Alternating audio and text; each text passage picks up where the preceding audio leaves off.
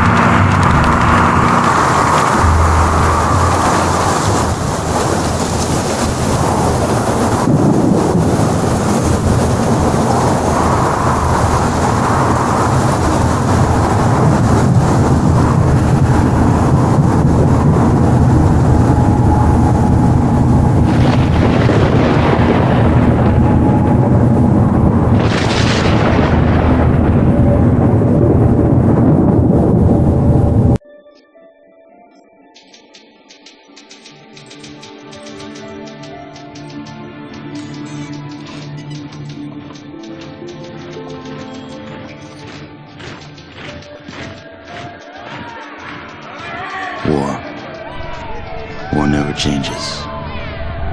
It was the inevitable result of the path humanity had chosen.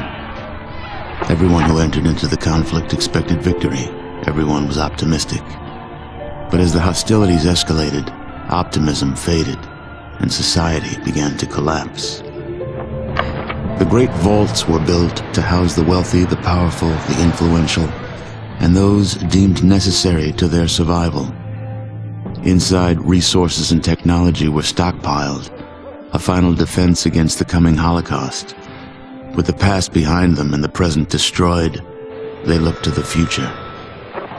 The sturdy Vault Zero was to be the nucleus of the Vault network, housing the greatest leaders, artists, and scientists. The inhabitants of Vault Zero were to reunite the vaults and lead the people to a new life, a new world. But after the bombs, the world would be a harsh one. To ensure the creation of a post-nuclear utopia, the Vault dwellers would need help. Machinery was constructed to tame a land hardened by the ravages of war, then tempered by nuclear winter. But plans were barely in place when the first missiles left the silos. During the destruction, communication between the vaults ceased. Entire vaults were lost. Those that survived were on their own. Not all vaults succumbed to the machinations of war. On North America's west coast, one group of military vault dwellers emerged almost unscathed. They surveyed the wasteland and squared their shoulders for the task ahead. These dedicated survivors salvaged the technology from the vaults, technology that was studied, replicated, and fiercely guarded. For they knew that while their power came from numbers, their future lay in scientific knowledge. In time, they formed the Brotherhood of Steel. The Brotherhood used their knowledge to drive back the atrocities of the wasteland, proclaiming themselves the technological saviors of mankind.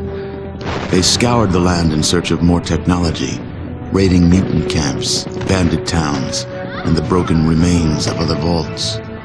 But even they could not keep pace with the high tolls demanded by life in the wasteland.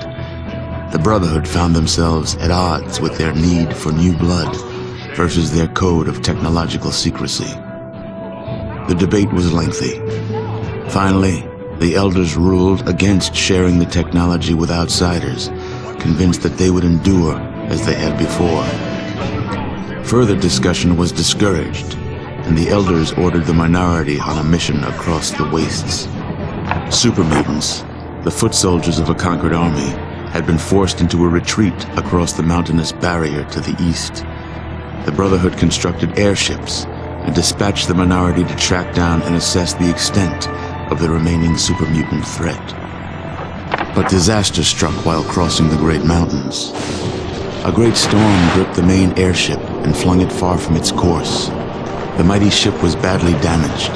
The smaller sections were torn from the main craft, never to be seen again. Many of the expedition's leaders were lost to the winds.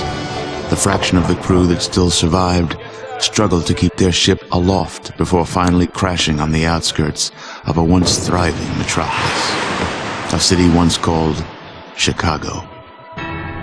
Broken, scattered, and scarred, they took stock of the situation and once again squared their shoulders to the task ahead.